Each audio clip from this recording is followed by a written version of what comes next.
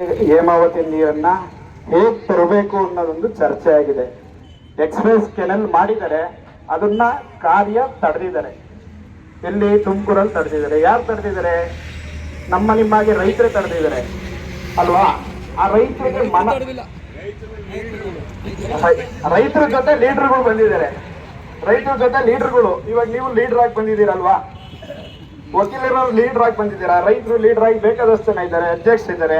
ಅದೇ ತರ ರೈತರ ಲೀಡರ್ಗಳು ತೊಡೆದಿದ್ದಾರೆ. ಆ ರೈತರು ಹೇಗ್ ತಡೆದಿದ್ದಾರೆ ಅಂತ ನಾವು ಕೇಳಬೇಕು.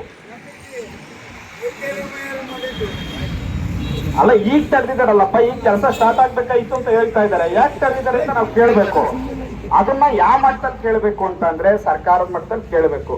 ಸರ್ಕಾರಕ್ಕೆ ಈ ಮನವಿಯಿಂದ ನಾವು ಇವತ್ತಿಂದನೇ ತಿಳಿಸ್ತಾ ಇದೀವಿ. ಈ ಎಕ್ಸ್ಪ್ರೆಸ್ ಕೆನಲ್ ಏನನ್ನ ಆಗ್ಲಿಲ್ಲ ಅಂದ್ರೆ ಇನ್ನ ಪ್ರತಿಭಟನೆ ಮುಂದುವರಿಯುತ್ತೆ. ಈ ತಾಳಕೆರೆ ಏನ್ ಪೋಸ್ಟಲ್ಲಿ ನಾವು ಆಗ್ಬಾರ್ದು, ಇಲ್ಲೇ ಈ ಹೋರಾಟವನ್ನ ನಿಲ್ಲಿಸಬಾರ್ದು. ಮುಂದಕ್ಕೆ ನಾವು ಜಿಲ್ಲೆಯಲ್ಲಿ ರಾಮನಗರದಲ್ಲಿ ಮಾಡ್ಬೇಕು.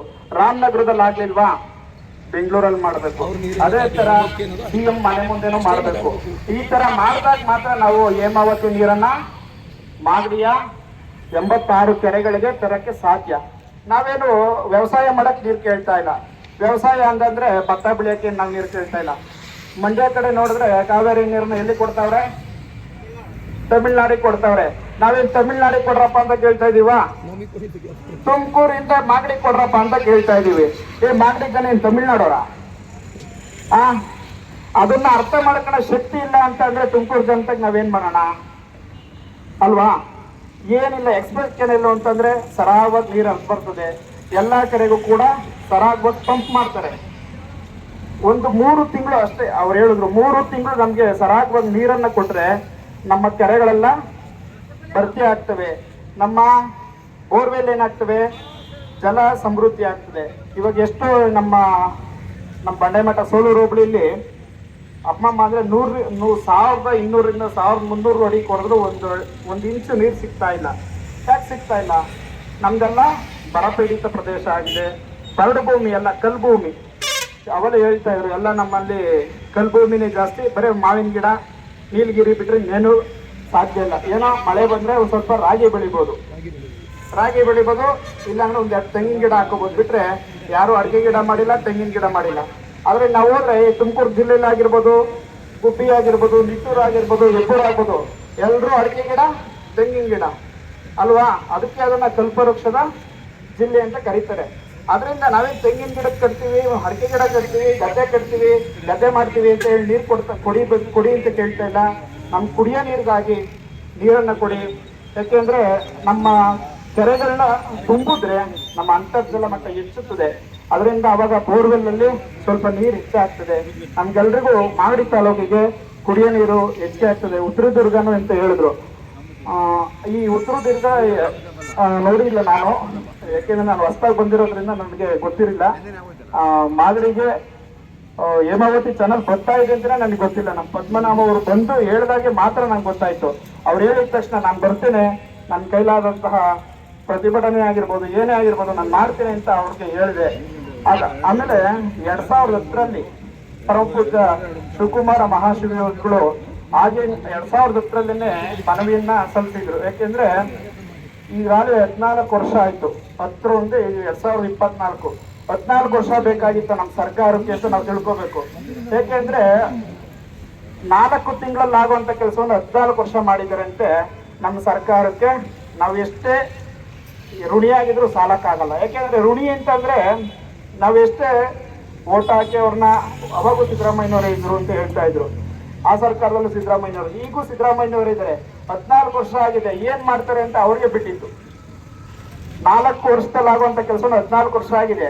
ಅವರು ಈ ಪ್ರತಿಭಟನೆಯನ್ನ ನೋಡಿ ಈ ಮುಂದಕ್ಕೆ ಈ ಎಕ್ಸ್ಪ್ರೆಸ್ ಕೆನಲ್ ನ ಏನ್ ಮಾಡ್ತಾರೆ ಅನ್ನೋದು ಅವ್ರಿಗೆ ಬಿಟ್ಟಿರುವಂತ ವಿಚಾರ. ಹಾಗೆ ನಮ್ಮ ಪ್ರತಿನಿಧಿಗಳು ಕೂಡ ಎಲ್ಲರೂ ಕೂಡ ಏನ್ ಮಾಡ್ಬೇಕು, ಇದಕ್ಕೆ ಒತ್ತಡವನ್ನ ಹಾಕ್ಬೇಕು.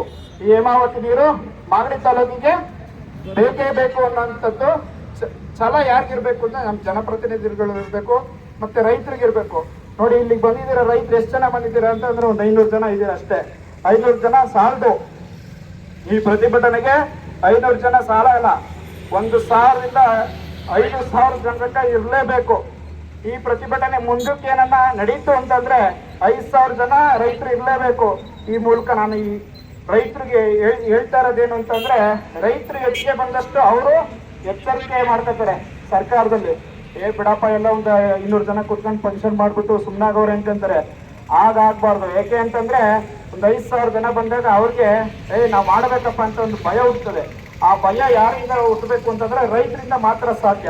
ಅದರಿಂದ ಹೆಚ್ಚಿನ ಸಂಖ್ಯೆಯಲ್ಲಿ ರೈತರು ಬಂದು ಈ ಹೋರಾಟವನ್ನು ಯಶಸ್ವಿಗೊಳಿಸಬೇಕು ಅಂತ ಹೇಳ್ತಾ ಈ 2 ಮಾತುಗಳನ್ನ ಪೂಜ್ಯರ ಪಾದಾರ ಅವ್ರು ಏನ್ ಹೇಳಿದ್ರು ಅಂತಂದ್ರೆ, ಪ್ರತಿಯೊಂದು ಮನೆಗೆ ಒಬ್ಬ ರೈತ ಬಂದು ರಸ್ತೆಯಲ್ಲಿ ಕುಂತ್ಕೊಂಡ್ರೆ ಕೆಲವೇ ದಿವಸದಲ್ಲಿ ನಾವು ಮಾಡಿಕೊಳ್ಳೋಕೆ ಈ ಥರ ದೊಡ್ಡ ವಿಚಾರ ಏನಲ್ಲ ಅಂತ ಹೇಳಿದ್ರು.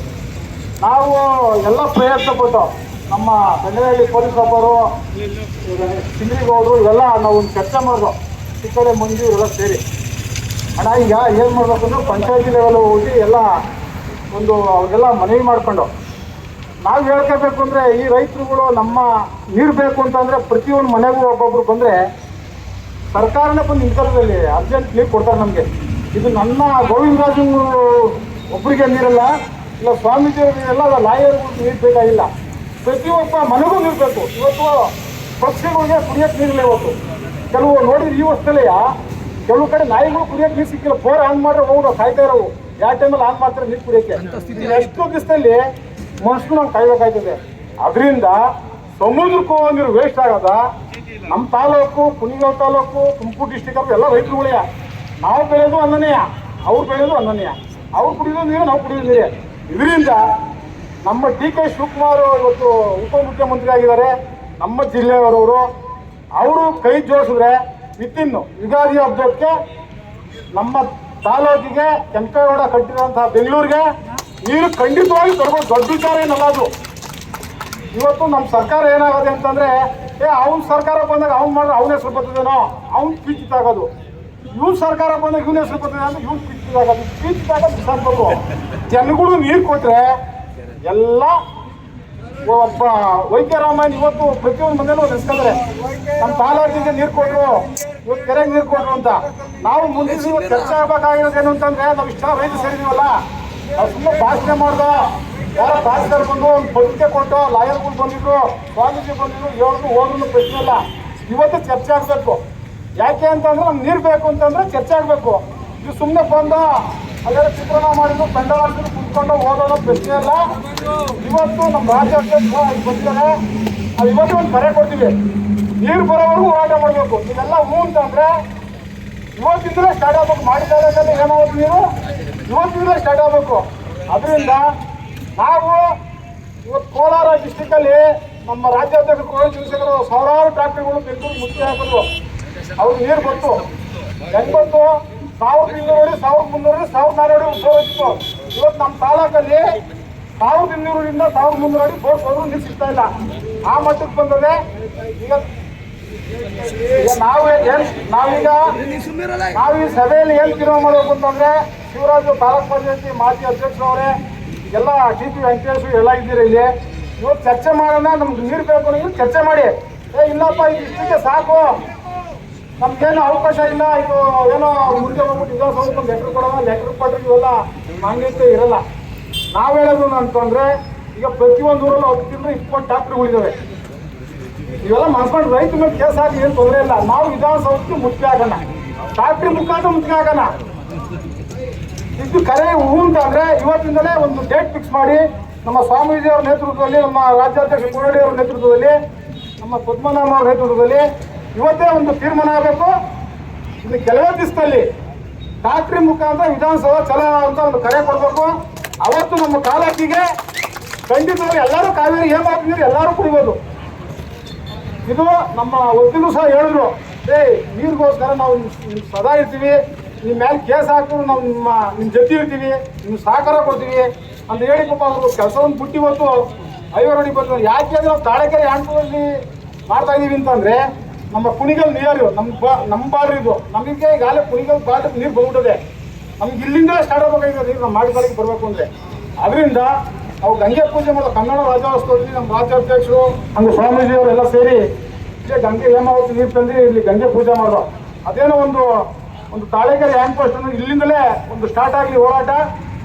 ವಿಧಾನಸೌಧಕ್ಕೆ ಎಲ್ಲರೂ ನೀವು ಹೂ ಅಂತ ಅಂದರೆ ಎಲ್ಲರೂ ಒಂದು 110-120 ಟ್ಯಾಕ್ಟ್ರಿಗಳಿವೆ ತನ್ನಿ. ಕೆಲವು ವಿಧಾನಸೌಧಕ್ಕೆ ಹೋದರೆ ಕೆಲವೇ ದಿವಸದಲ್ಲಿ ನೀರು ಮಾಗಡಿ ತಾಲೂಕಿಗೆ ಖಂಡಿತವಾಗಿ ಬಂದೇ ಬರ್ತದೆ, ಅದರಲ್ಲಿ ಅನುಮಾನವೇ ಇಲ್ಲ. ಇವೆಲ್ಲ ಹೂ ಅಂತ ಹೇಳಿ ಹೊಸತಿ ಮಾಡೋಣ ಅಂತ ಹೇಳಿ ಮಾಡೋಣ ಅಂತಂದ್ರೆ ಒಂದು ಸ್ವಾಮೀಜಿಯವರೇ ಒಂದು ಡೇಟ್ ಕೊಡ್ತಾರೆ, ಅವ್ರದ ಅಮೃತ ಹಸ್ತದಿಂದಲೇ ಇಲ್ಲಿ ಚಾಲನೆ ಕೊಡ್ತಾರೆ. ಅವರು ಸಹ ಟ್ರಾಕ್ಟರ್ ಚಾಲನೆ ಮಾಡ್ತಾರೆ, ಅವರು ಟ್ರಾಕ್ಟರ್ಗಳು ಇದ್ದಾರೆ, ಸ್ವಾಮೀಜಿಯವರು ಟ್ರಾಕ್ಟರ್ಗಳು ಅವರು ಬರ್ತಾರೆ. ಇಲ್ಲಿಂದಲೇ ಒಂದು ಚಾಲನೆ ಮಾಡೋಣ ಅಂತ ನಾನು ಹೇಳಿ 2 ಮಾತು ಮುಗಿಸ್ತಾರೆ. ಜೈ ಮಾಡ್ಕೊಂಬಾರ್ದು, ಬೇರೆಯವರಿಗೆ ತೊಂದರೆ ಕೊಡತಕ್ಕಂಥ ಅವಶ್ಯಕತೆ ಇಲ್ಲ. ನಮ್ಮ ಅಕ್ಕನ್ನ ಸೌಹಾರ್ದಯುತವಾಗಿ ನಿಜವಾಗ್ಲೂ ಕೂಡ ನಾವು ಸಾಧನೆ ಮಾಡಬೇಕು. ಸಾಧನೆ ಮಾಡಿದ್ರೆ ನಮ್ಗೆ ಯಶಸ್ಸು ದೊರಕ್ತದೆ. ಒಂದು ವಿಚಾರ, ಸಮೃದ್ಧಿಯಾಗಿ ಮಳೆ ಆಗಿದ್ರೆ ಇದ್ಯಾವುದು ಸಮಸ್ಯೆ ಇದ್ದ ತಕ್ಷಣಕ್ಕೆ ಬರ್ತಿರಲಿಲ್ಲ. ಮಳೆ ಇಲ್ಲ, ಕೆರೆಗಳೆಲ್ಲ ತುಂಬಿದ್ರೆ ಚೆನ್ನಾಗಿ ವ್ಯವಸಾಯ ಆಗಲಿ ಮತ್ತೊಂದಾಗಲಿ ಸಮೃದ್ಧಿ ಇರೋದು, ಮನ ಸಮಾಧಾನ ಆಗಿರೋದು. ನಿಜವಾಗ್ಲೂ ಕೂಡ ಯಾವಾಗ ಮಳೆ ಅಭಾವ ಜಾಸ್ತಿ ಆಯಿತು ಎಲ್ಲ ಕೊರತೆ ಶುರುವಾಯಿತು. ಆದ್ದರಿಂದ ನಾವೆಲ್ಲ ಸೇರಿ ಒಗ್ಗಟ್ಟಾಗಿ ಇವತ್ತು ಅಧ್ಯಕ್ಷರು ಬಂದಿದ್ದಾರೆ, ಎಲ್ಲ ನಾಯಕರುಗಳೆಲ್ಲ ಬಂದಿದ್ದಾರೆ, ನೀವೆಲ್ಲ ಇದ್ದೀರಾ. ಹೆಚ್ಚಿನ ಸಂಖ್ಯೆಯಲ್ಲಿ ಇನ್ನೂ ಸೇರ್ಕೊಂಡು ದೊಡ್ಡದಾಗಿ ಮಾಡಬೇಕು. ದೊಡ್ಡದಾಗಿ ಮಾಡಿ ರಾಜ್ಯಕ್ಕೆ ಮುಟ್ಟಬೇಕು, ಮುಖ್ಯಮಂತ್ರಿಗಳಿಗೆ ಮುಟ್ಟಬೇಕು. ನೀವು ಹೇಳಿದ್ರಲ್ಲ, ಅಲ್ಲಿ ಪದ್ಮನಾಭ ಹೇಳಿದರು, ಅಲ್ಲಿ ಬರೋರ ಹತ್ರ ಕಸ ಹಾಕೋಕ್ಕೆ ವಿಲೇವಾರಿ ಮಾಡೋಕ್ಕೆ ಆವಾಗ ಸಿದ್ದರಾಮಯ್ಯನವರೇ ಚೀಫ್ ಮಿನಿಸ್ಟ್ರು, ಇವರೇ DK ಶಿವಕುಮಾರ್ ಇದ್ದರು. ಬಹುಶಃ ಅದನ್ನು ಹೇಗೆ ಮಾಡಬೇಕು ಅಂತಂದರೆ ಮಾಡೇ ಮಾಡ್ತೀವಿ ಅನ್ನೋ ಮಟ್ಟಕ್ಕೆ ಅವರೆಲ್ಲ ರಾಜಕೀಯದವರೆಲ್ಲ ಮಾತಾಡ್ತಾ ಇದ್ರು. ನಾವು ಒಂದು 4-5 ಜನ ಸೇರ್ಕೊಂಡು ಈ ಕನಕಪುರ ಸ್ವಾಮಿಗಳನ್ನ ಇಟ್ಕೊಂಡು ಬುದ್ಧಿಯವ್ರಿಗೂ ಸುಮಾರು 3-4 ಸತಿ ಹೋಗಿ ಇವರಿಗೆ ಚೀಫ್ ಮಿನಿಸ್ಟರ್ಗೆ ಹೇಳಿಸ್ತೀವಿ, ಸಿದ್ದರಾಮಯ್ಯನವ್ರಿಗೆ. ಆಮೇಲೆ ಸುತ್ತೂರವ್ರನ್ನ ಇಟ್ಕೊಂಡು ಸಿದ್ದರಾಮಯ್ಯನವ್ರ ಹತ್ರಕ್ಕೆ ಹೋಗಿ ಅದನ್ನೆಲ್ಲ ಕ್ಲೋಸ್ ಮಾಡಿ, ಹಿಂಗೆಲ್ಲ ತೊಂದರೆ ಆಗುತ್ತೆ, ಸುತ್ತಮುತ್ತ ಇರೋ ಜನಕ್ಕೆಲ್ಲ ತೊಂದರೆ ಆಗುತ್ತೆ ಅಂತ ಹೇಳಿ ವ್ಯವಸ್ಥೆ ಮಾಡಿ ಅದನ್ನು ಹಾಗೆ ಮುಚ್ಚಾಕಿರು. ಬಹುಶಃ ನಮ್ಮ ಸ್ವಾಮಿಗಳೊಬ್ಬರು ಒಂದು ಸ್ವಲ್ಪ ದುಡುಕಿರು, ಆದ್ದರಿಂದ ಅವ್ರ ಮೇಲೆ ಕೇಸ್ ಆಯಿತು. ಸಬ್ ಇನ್ಸ್ಪೆಕ್ಟರ್ ಬಂದರು, ನನಗೆ ಕೇಳೋದು ನಿಮ್ದೇನೋ ವಿಚಾರ ಅಂತ.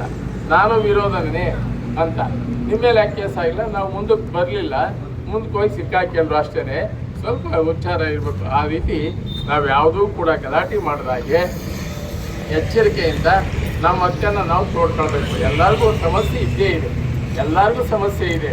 ನಿಜವಾಗ್ಲೂ ಕೂಡ ಎಲ್ಲ ಕೆರೆ ತುಂಬಿದ್ರೆ ಇವತ್ತು ಏನೂ ಸಮಸ್ಯೆ ಇತ್ತು, ಸಮೃದ್ಧಿಯಾಗಿ ನೀವು ಯಾರು ಬರ್ತಾನೆ ಇರಲಿಲ್ಲ. ಇವತ್ತು ರೈತ ಸಂಘ ಕರೆದಿದ್ದೀವಿ, ಬನ್ನಿ ಇದ್ರೆ ಬರ್ತಾನೆ ಇಲ್ಲ. ಯಾವಾಗ ಅವ್ನಿಗೇನು ಮಾಡೋಕ್ಕೆ ಕೆಲಸ ಇಲ್ಲ, ಕರೆದವ್ರೆ ಅಂತಂದು ಇದು ಮಾಡ್ತಿದ್ರು. ಬಹುಶಃ ನಮ್ಮ ಹಕ್ಕನ್ನು ನಾವು ಸ್ವಾಧೀನಪಡಿಸ್ಕೊಳ್ಬೇಕು.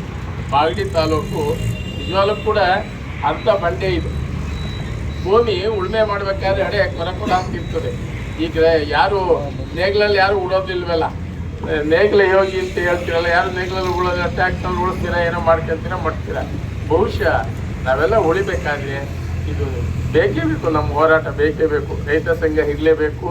ಎಲ್ಲರೂ ಬೆಂಬಲವಾಗಿ ನಾವೆಲ್ಲ ಓಡಾಡಿದ್ರೆ ಎಲ್ಲರೂ ಕೂಡ ನಮ್ಮ ಹಕ್ಕನ್ನು ನಾವು ಸ್ವಾಧೀನಪಡಿಸ್ಕೋಬೇಕು. ಬಹುಶಃ ಇದನ್ನೆಲ್ಲ ಮಾಡ್ತಕ್ಕಂಥವ್ರು ನಮ್ಮನ್ನೆಲ್ಲ ಒಗ್ಗೂಡಿಸಿ ಪ್ರಜಾಪ್ರತಿನಿಧಿಗಳು ಇದನ್ನು ಮಾಡಬೇಕು. ಕೆಲಸನ ನನ್ನ ಕ್ಷೇತ್ರ, ನಾನು ಈ ಕೆಲಸ ಮಾಡಬೇಕು ಅನ್ನತಕ್ಕಂಥ ಮನೋಭಾವ ಅವರಲ್ಲಿದ್ದರೆ ಎಲ್ಲವೂ ಸರಿ ಹೋಗುತ್ತದೆ.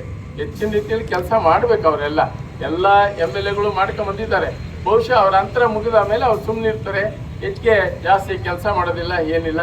ಆ ದೃಷ್ಟಿಯಲ್ಲಿ ಅವರೆಲ್ಲ ಕೈಗೂಡಿಸಿ ಪಕ್ಷಭೇದ ಮತ್ತು ಚೆನ್ನಾಗಿ ಕೆಲಸ ಮಾಡಿದರೆ ಈ ತಾಲೂಕಿಗೆ ನೀರು ಸಮೃದ್ಧಿ ಆಗಿಬಿಡ್ತದೆ. ನೀರು ವೇಸ್ಟ್ ಆಗತ್ತಂದ್ರೆ ನಾವು ಪಡ್ಕೊಂಡ್ರೆ ಸಾಕು. ವೇಸ್ಟ್ ಆಗ ಸಮುದ್ರಕ್ಕೆ ಸೇರ್ತದಲ್ಲ, ಆ ನೀರನ್ನು ಕೊಟ್ಟರೆ ಸಾಕು, ನಮ್ಗೆ ಎಷ್ಟೋ ಉಪಯೋಗ ಆಗುತ್ತೆ. ಆ ನಿಟ್ಟಿನಲ್ಲಿ ನಾವು ಇವತ್ತೆಲ್ಲ ಕೆಲಸ ಮಾಡಿದರೆ, ಒಗ್ಗಟ್ಟಾಗಿದ್ದರೆ ಎಲ್ಲವೂ ಕೂಡ ಸಲೀಸಾಗಿ ಆಗುತ್ತೆ ಅಂತ ಹೇಳ್ತಾ ಹೆಚ್ಚಿಗೆ ಮಾತನಾಡೋದಕ್ಕೆ ಅವಶ್ಯಕತೆ ಇಲ್ಲ. ಈಗ ನೀವು ಸ್ಟ್ರೈಕ್ ಮಾಡಬೇಕು, ರಸ್ತೆ ತಡೆ ಮಾಡಬೇಕು ಅಂತ ಒಂದು ಭಾವನೆ ಇದೆ.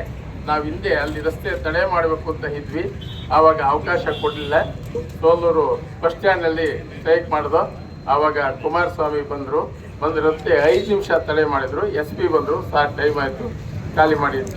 ರಸ್ತೆ ತಡೆ ಮಾಡೋದು ಅಷ್ಟೊಂದು ಸುಲಭ ಅಲ್ಲ, ಭಾಳ ಕಷ್ಟ ಆಗುತ್ತೆ. ಯೋಚನೆ ಮಾಡಿ. ಬಹುಶಃ ನಾವು ಯಾರೂ ತಪ್ಪನ್ನು ಮೇಲೆ ಹೇಳ್ಕೊಳ್ಳೋದು ಬೇಡ. ನೇರವಾಗಿ ನಾವು ಏನಿದೆ ಅದನ್ನು ಕೇಳ್ಕೊಬೇಕು.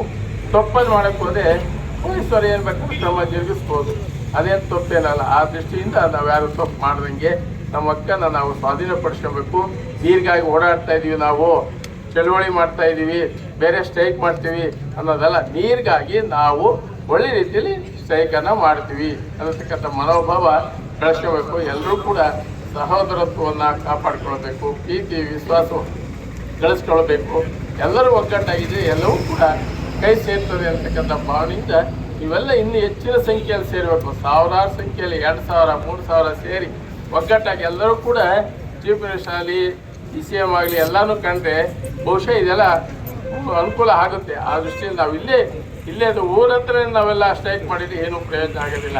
ಅಲ್ಲಿಗೆ ಹೋಗ್ಬೇಕು, ತಾಲೂಕು ರಾಜಧಾನಿಗೆ ಹೋದರೆ ಒಳ್ಳೆಯ ಕೆಲಸ ಆಗುತ್ತೆ. ಆ ನಿಟ್ಟಿನಲ್ಲಿ ನಾವೆಲ್ಲ ಕೆಲಸ ಮಾಡಬೇಕು. ನೀವು ಯಾವಾಗಲೂ ಕರೀರಿ, ಯಾವತ್ತನೇ ರೇಟ್ ಕೊಡಿ, ನಾವೆಲ್ಲ ಬರ್ತೀವಿ, ನಾವೆಲ್ಲ ನಿಮಗೆಲ್ಲ ಸಹಕಾರ ಕೊಡ್ತೀವಿ ಅಂತ ಹೇಳ್ತಾ ನನ್ನ 2 ಮಾತಿಗೆ ವಿರಾಮವನ್ನು ಹೇಳ್ತಾ ಇದ್ದೀನಿ. ನಾನು ನವೆಂಬರ್ ತಿಂಗಳಲ್ಲಿ ಕನ್ನಡ ರಾಜ್ಯೋತ್ಸವ ಕಾರ್ಯಕ್ರಮ ನಡೆದಂಥ ಸಂದರ್ಭದಲ್ಲಿ ಹೇಮಾವತಿ ನೀರನ್ನು ಪೂಜೆ ಮಾಡಿ ಯುಗಾದಿ ಒಳಗಡೆ ನಮ್ಮ ಮಾಗಡಿ ತಾಲೂಕಿಗೆ ಹರಿಸುವಂಥ ನಿಟ್ಟಿನಲ್ಲಿ ಹೋರಾಟವನ್ನು ರೂಪಿಸಬೇಕು ಅಂತ ಹೇಳಿದೆ. ಹೋದ ಮಂಗಳವಾರ ನಮ್ಮ ಪದ್ಮನಾಭ ಅವರು, ಗೋವಿಂದರಾಜ್ ಅವರು, ಬೈರೇಗೌಡರು ಬಂದು ಈ ಥರ ಗಲಾಟೆ ಆಗ್ತಾ ಇದೆ, ಅವರು ತುಂಬ ಗಲಾಟೆ ಮಾಡ್ತಾ ಇದ್ದಾರೆ, ಮಾಗಡಿ ತಾಲೂಕಿನ ರೈತರು ಏನು ಮಾಡಬೇಕು ಅಂತ ಕೇಳಿದಾಗ ಇದಕ್ಕೆ ಅಡಿಪಾಯ ಹಾಕುವಂಥ ನಿಟ್ಟಿನಲ್ಲಿ ನಾವು ಏನು ಮಾಡಬೇಕು ಅನ್ನೋದನ್ನ ಮಾಡಬೇಕಾದಂಥ ಪರಿಸ್ಥಿತಿ ನಮಗೆ ಉದ್ಭವ ಆಗಿದೆ. ಎಲ್ಲ ಒಂದೇ ತಾಯಿಯ ಮಕ್ಕಳು ನಾವು. ಇವತ್ತು ಹೋಬಳಿ ಇರ್ಬೋದು, ತಾಲೂಕು ಇರ್ಬೋದು, ಜಿಲ್ಲೆ ಇರ್ಬೋದು ಮತ್ತು ರಾಜ್ಯ ಇರ್ಬೋದು, ಇವತ್ತು ರೈತರಿಂದ ಎಲ್ಲ ಸವಲತ್ತುಗಳನ್ನು ಪಡೆಯೋರು ಸಾಕಷ್ಟು ಜನ ಇದ್ದೀವಿ. ಇವತ್ತು ರೈತರು ಏನಾದರೂ ಮಲಗಿದ್ರೆ ದೇಶ ಮಲಗುತ್ತೆ, ದೇಶ ಕಾಯಲಿಲ್ಲ ಅಂದರೆ ಯೋಧ ಮಲಗಿದ್ರೆ ದೇಶ ಇವತ್ತು ಭಯೋತ್ಪಾದಕರಿಗೆ ಸಿಗುತ್ತೆ. ಅಂತ ಒಂದು ನಿಟ್ಟಿನಲ್ಲಿ ನಾವು ನೀರಾವರಿ ಹೋರಾಟವನ್ನು ಮಾಡಬೇಕಾದಂಥ ದುಸ್ಥಿತಿಗೆ ನಾವು ಬಂದಿದ್ದೀವಲ್ಲ ಅನ್ನೋ ಒಂದು ವೇದನೆ. ಯಾಕೆ ಅಂತ ಹೇಳಿದ್ರೆ, ಈ ಮಾಗಡಿಯನ್ನು ಕಟ್ಟಿದಂಥ ಕೆಂಪೇಗೌಡರು ಇವತ್ತು ಈ ಭಾಗದಿಂದ ನೀರನ್ನು ಬೆಂಗಳೂರಿಗೆ ಹರಿಸುವಂಥದ್ದು, ತಿಪ್ಪಗೊಂಡಳ್ಳಿ ಇರ್ಬೋದು, ಮಂಚಿನಬೆಲೆ ಇರ್ಬೋದು, ಹೆಸರುಘಟ್ಟ ಇರ್ಬೋದು, ಆ ಪ್ರಾಂತ್ಯಕ್ಕೆ ನಮ್ಮ ತಾಲೂಕಿನ ಮತ್ತು ನಮ್ಮ ಜಿಲ್ಲೆಯ ಎಲ್ಲ ನೀರುಗಳು ಇವತ್ತು ಅವರಿಗೆ ಕುಡಿಯೋಕ್ಕೆ ಸಿಗ್ತಾ ಇದೆ. ಇವತ್ತು ನಮ್ಮ ಜಿಲ್ಲೆಯಲ್ಲಿ ಏನಾಗಿದೆ ಅಂತ ಹೇಳಿದ್ರೆ, ರೈತರಿಗೆ ಬೇಸಾಯಕ್ಕೆ ನೀರು ಕೇಳ್ತಿಲ್ಲ, ಕೇವಲ ಕುಡಿಯೋಕ್ಕಾಗಿ ನಮ್ಮ ರೈತರುಗಳು ಮನೆಗಳಿಗೆ ನೀರು ತಲುಪಲಿ ಅನ್ನೋ ಉದ್ದೇಶದಿಂದ. ಏನಕ್ಕೆ ಅಂತ ಹೇಳಿದ್ರೆ, ಇವತ್ತು ಭೂಮಿಯ ಮಟ್ಟ ತುಂಬ ಕೆಳಗಡೆ ಹೋಗಿದೆ. ಮೊದಲು ಒಂದು 50 ಅಡಿಯಿಂದ 100 ಅಡಿ ಕೊರೆದ್ರೆ ನಮಗೆ ನೀರು ಸಿಗ್ತಿತ್ತು. ಇವತ್ತು 1500 ಅಡಿ ಕೊರೆದ್ರೂ ಸಹ ನಮಗೆ ಅಂತರ್ಜಲ ಕ್ಷೀಣಿಸ್ಬಿಟ್ಟಿದೆ. ಇವತ್ತು ಕೆರೆಗಳ ಮುಖಾಂತರ ಜಲವನ್ನು ಪುನರ್ವರ್ತಿತ ಮಾಡಿದ್ರೆ ರೈತರಿಗೂ ಸಿಗುತ್ತೆ ಮತ್ತೆ ಕುಡಿಯೋಕ್ಕೂ ಸಿಗುತ್ತೆ ಅನ್ನೋ ಉದ್ದೇಶದಿಂದ ಟಿ ಎ ರಂಗಯ್ಯನವರು, ನಮ್ಮ ಸಿದ್ದೇಗೌಡರು ಇವರೆಲ್ಲ ಸೇರಿ ಶ್ರೀರಂಗ ಏತ ನೀರಾವರಿಯನ್ನು ಮಾಗಡಿ ತಾಲೂಕಿಗೆ ಕೊಟ್ಟಂಥದ್ದು. ಇವತ್ತು ಹೇಮಾವತಿ ಹುಟ್ಟೋದು ನಮ್ಮ ರೈತ ಮುಖಂಡರು ಹೇಳಿದ್ರು ಕಳಶದಲ್ಲಿ ಅಂತೇಳಿ. ಅಲ್ಲೇ ರೈತರು ನಮಗೆ ಬೇಕು ಅಂತ ತಡೆದಿದ್ರೆ ಹಾಸನಾಗೆ ಹೇಮಾವತಿ ಹರಿತಿತ್ತ? ಇದು ಪ್ರಶ್ನೆ ಮಾಡ್ಕೋಬೇಕು ನಾವು. ನಮ್ಮ ರೈತರು ಮತ್ತು ರೈತರ ಮಕ್ಕಳು ಎಷ್ಟು ಉದಾರಿಗಳು ಅನ್ನೋದನ್ನ ನಾವು ನೋಡ್ಕೋಬೇಕು. ಉದಾರತೆಯಿಂದ ನಾವು ಬೆಳೆದಂಥ ಬೆಳೆಯನ್ನು ನಾವೇ ತಿನ್ನೋದಿಲ್ಲ, ತಾಲೂಕು ಮಟ್ಟ, ಜಿಲ್ಲಾ ಮಟ್ಟ ಮತ್ತು ಕೇಂದ್ರದ ಮಟ್ಟದವರೆಗೂ ನಮ್ಮ ಆಹಾರ ಪದಾರ್ಥಗಳು ಹೋಗುತ್ತೆ. ಇವತ್ತು ನೀರಿಗೆ ಹಾಹಾಕಾರ ಆಗಿರುವಂಥ ಸಂದರ್ಭದಲ್ಲಿ ನಾವು ಹೋರಾಟದ ಮುಖಾಂತರವೇ ನೀರು ತಗೋಬೇಕಾ? ಇವತ್ತು ರಾಜಕಾರಣಿಗಳು ಎಚ್ಚೆತ್ಕೋಬೇಕು. ಕುಡಿಯೋ ನೀರಿಲ್ಲ ಅಂದ್ರೆ ಏನು ಕೆಲಸ ಆಗಲ್ಲ. ಇವತ್ತು ಗಾಳಿ ಹೇಗೆ ನಮಗೆ ಅತಿ ಮುಖ್ಯವಾಗಿ ಬೇಕಾಗುತ್ತೆ, ಬೆಳಕು ಹೇಗೆ ಅತಿ ಮುಖ್ಯವಾಗಿ ಬೇಕಾಗುತ್ತೆ, ಅದೇ ರೀತಿ ಮನುಷ್ಯನಿಗೆ ಒಂದು ಹನಿನೂ ಸಹ ನೀರು ಬೇಕಾಗ್ತದೆ. ಅಂತ ಹನಿ ನೀರುಗಳು ನಾವು ಇವತ್ತು ಹೋರಾಟ ಮಾಡುವಂತ ಪರಿಸ್ಥಿತಿ ಬಂದಿದೆಯಲ್ಲ. ಇವತ್ತು ವಿಜಯವಾಣಿ ಸಂಚಿಕೆಯಲ್ಲಿ ನೀವು ನೋಡಬಹುದು, ನಮ್ಮ ಮಾಜಿ IPS ಅಧಿಕಾರಿ ಚಂದ್ರಶೇಖರ್ ಅವರು ಒಂದು ಪುಸ್ತಕವನ್ನು ಬಿಡುಗಡೆ ಮಾಡಿದ್ದಾರೆ. ಏನು ಅಂತ ಹೇಳಿದ್ರೆ, ಹಿಂದೆ, ಇಂದು, ಮುಂದೆ. ಅದರಲ್ಲಿ ಇವತ್ತು ನೀವು ನೋಡಬಹುದು ಕಾವೇರಿ ಹೋರಾಟ ಅವತ್ತಿನಿಂದ ಹೇಗೆ ನಡ್ಕೊಂಬಂತು, ಇವತ್ತು ಏನು ರಾಜಕೀಯಗಳನ್ನ ಮಾಡ್ತಾ ಇದ್ದಾರೆ ಅವರೆಲ್ಲ ಅದೇ ರೀತಿ ವರ್ತಿಸಿದ್ರೆ ಇವತ್ತು ನಾವು ನೀರು ಕೇಳಬೇಕಾಗಿರುವಂತ ಪರಿಸ್ಥಿತಿ ಬರ್ತಿಲ್ಲ. ಮುಂದೆ ಏನು ಮಾಡಬೇಕು ಅನ್ನೋದನ್ನ ಸವಿಸ್ತರವಾಗಿ ಒಂದು ಪುಸ್ತಕದ ಮುಖೇನ ನಮಗೆ ಕೊಟ್ಟಿದ್ದಾರೆ. ನಿನ್ನೆ ಅನ್ನದಾನೇಶ್ವರ ಶ್ರೀಗಳು ಬಿಡುಗಡೆ ಮಾಡಿದ್ದಾರೆ ಮಾಗಡಿ ತಾಲೂಕಿನಲ್ಲಿ. ಇವತ್ತು ಅದನ್ನೆಲ್ಲ ನೀವು ತಗೊಂಡು ನೋಡಿ. ಇವತ್ತು ಹೇಮಾವತಿಗಾಗಿ ಹೋರಾಟ, ಕಾವೇರಿಗಾಗಿ ಹೋರಾಟ, ಕಪಿಲಕ್ಕಾಗಿ ಹೋರಾಟ, ಎಲ್ಲಕ್ಕೂ ಹೋರಾಟ. ನಾವು ಹೋರಾಟ ಮಾಡ್ತಲೇ ಇದ್ರೆ ಊಟ ಮಾಡೋದು ಯಾವಾಗ? ಯೋಚನೆ ಮಾಡಬೇಕು. ಅನ್ನ ಮಾಡಬೇಕು ಅಂದ್ರೆ ನೀರು ಬೇಕು, ವಾಶ್ರೂಮ್ ಹೋಗ್ಬೇಕು ಅಂದ್ರೆ ನೀರು ಬೇಕು, ಎಲ್ಲರೂ ಆಚೆ ಹೋಗ್ಬೇಕು ಅಂದ್ರೆ ನೀರು ಬೇಕು. ಬಹು ಮುಖ್ಯವಾದಂತ ಪ್ರದೇಶದಲ್ಲಿ ನಾವಿದ್ದೀವಿ. ಆ ನಿಟ್ಟಿನಲ್ಲಿ ಪರಮಪೂಜ್ಯ ಡಾಕ್ಟರ್ ಶಿವಕುಮಾರ ಮಹಾಸ್ವಾಮೀಜಿಯವರು ನಮಗೆ 2010ರಲ್ಲಿ ಈ ಯೋಜನೆಯನ್ನ ಕಾರ್ಯಗತ ಮಾಡಬೇಕು ಅನ್ನೋ ಒಂದು ನಿಟ್ಟಿನಲ್ಲಿ ಎಲ್ಲ ರಾಜಕೀಯ ಮುಖಂಡರುಗಳನ್ನ ಸೇರಿಸಿ ಅವತ್ತು ವಿಧಾನಸೌಧಕ್ಕೆ ಪತ್ರದ ಮುಖೇನ ತಿಳಿಸಿದ್ರು. ಆಗ ಈ ಶ್ರೀರಂಗ ಏತ ನೀರಾವರಿ ಕಾರ್ಯಕ್ರಮ ಆಯಿತು. ಈಗ ಹತ್ರ ಬರ್ತಾ ಇದೆ. ಈಗ ಪ್ರಾಬ್ಲಮ್ ಏನಿದೆ ಅಂತ ಹೇಳಿದ್ರೆ ಭೂಮಿಯ ಮಟ್ಟದಿಂದ ನಮಗೆ ನೀರು ಬರ್ತಾ ಇಲ್ಲ. ಅದರಿಂದ ಪಂಪ್ ಮುಖಾಂತರ ನಮ್ಮ ತಾಲೂಕಿನ ನೀರನ್ನ ಕುಡಿಯೋಕೆ ಬಿಡ್ಕೊಳ್ತೀವಿ ಅಂತ ಹೇಳಿದ್ರೆ ಯಾವುದೋ ಒಂದು ವ್ಯವಸ್ಥಿತ ಸಂಚಿನ ಮುಖಾಂತರ ರೈತರಿಗೆ ದಿಕ್ಕನ್ನ ತಪ್ಪಿಸುವಂತ ನಿಟ್ಟಿನಲ್ಲಿ ಹಿರಿಯ ರಾಜಕಾರಣಿಗಳು ಇಳಿದಿರುವಂಥದ್ದು ನಮಗೆ ದುರ್ದೈವದ ಸಂಗತಿ ಇದು. ಈ ದುರ್ದೈವದ ಸಂಗತಿಯನ್ನು ಅವರು ಎಚ್ಚೆತ್ಕೋಬೇಕು. ನಾವು ಆ ತಾಲೂಕಿಗೆ ಹೋಗ್ಬೇಕಾಗುತ್ತೆ, ಆ ಹೋಬಳಿಗೆ ಹೋಗ್ಬೇಕಾಗುತ್ತೆ, ಜಿಲ್ಲೆಯನ್ನ ಮಾತಾಡಿಸ್ಬೇಕಾಗುತ್ತೆ. ರಾಜ್ಯವನ್ನ ಪ್ರತಿನಿಧಿಸುವಂತ ಈ ನಾಯಕರುಗಳೇ ಈ ರೀತಿ ಮಾಡಿದ್ರೆ ನಾವೇನ್ ಮಾಡಬೇಕು ಅನ್ನೋದು ನಾವೇ ಯೋಚನೆ ಮಾಡಬೇಕು. ಹೋರಾಟದ ಮುಖಾಂತರ ನಾವು ಏನ್ ಬೇಕಾದ್ರೂ ಮಾಡ್ಬೋದು. ನಾವು ಪದ್ಮನಾಭ ಅವರಿಗೆ, ಗೋವಿಂದರಾಜ್ ಅವ್ರಿಗೆ ಹೇಳಿದೆ, ನಮ್ದು ಉಗ್ರ ಪ್ರತಿಭಟನೆ ಬೇಡ, ಶಾಂತ ರೀತಿಯಲ್ಲಿ ಸರ್ಕಾರಕ್ಕೆ ನಮ್ಮ ಮನವಿಯನ್ನ ಕೊಡುವಂತ ಕೆಲಸವನ್ನ ನಾವೆಲ್ಲ ಈ ನಿಟ್ಟಿನಲ್ಲಿ ಮಾಡೋಣ.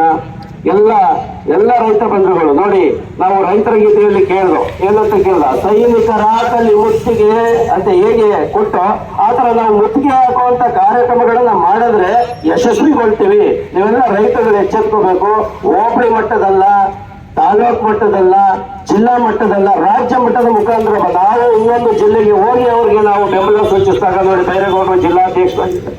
ಆ ಬೈರೇಗೌಡರು ಹೇಳಿದ್ರು, ಯಾವುದೇ ತಾಲೂಕಿನಲ್ಲಾಗ್ಲಿ ಯಾವುದೇ ಜಿಲ್ಲೆಲಾಗ್ಲಿ ನಾವು ನಿಂತಿದ್ದು ಅಂತ. ನಂಜುಂಡಸ್ವಾಮಿ ಅವರು ಕೇವಲ ಅವರ ಜಿಲ್ಲೆಗೆ ಸೀಮಿತಗೊಂಡಿದ್ದಂಥವ್ರಲ್ಲ, ರಾಜ್ಯವನ್ನು ಪ್ರತಿನಿಧಿಸಿದವರು.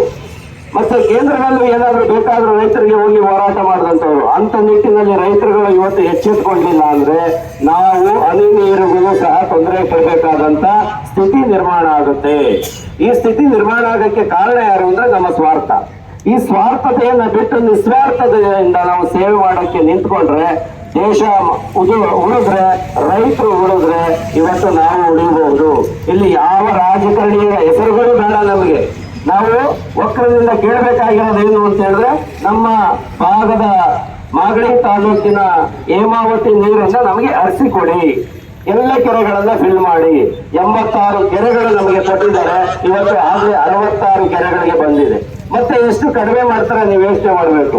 ಇವತ್ತು ಪೊಲೀಸ್ ಇಲಾಖೆಯವರು ಇದೆ ನೋಡಿ, ಅವರು ಬಿಸಿಲಲ್ಲಿ ನಿಂತ್ಕೊಂಡು ಅವರ ಕಾರ್ಯಕ್ರಮ ಅವರು ಮಾಡ್ತಾ ಇದ್ದಾರೆ. ಯಾಕೆಂದ್ರೆ ಅವ್ರಿಗೂ ಇರಬೇಕು.